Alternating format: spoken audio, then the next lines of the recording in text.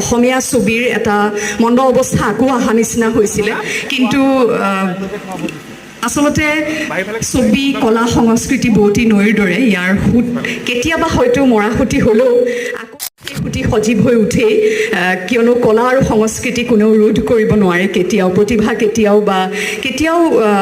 সৃষ্টিমূলক কাম কেতিয়াও ৰুদ্ধ হ'ব নোৱাৰে সেয়ে আকৌ আমি এতিয়া আশাৰ ৰেঙনি দেখিছোঁ বিগত কেইবাখনো ছবিৰ পৰা কাঞ্চনজংঘা মিছন চাইনা ৰত্নাকৰ শেহতীয়াকৈ ৰঘুপতি এই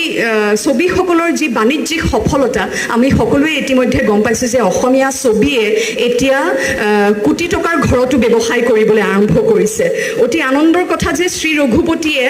ছবিগৃহত প্ৰায় 14 কোটি টকাৰ ব্যৱসায় কৰিছিলে এই যথেষ্ট আশাৰ ৰেঙনি আসলতে অসমীয়া বোলছবি জগতৰ বাবে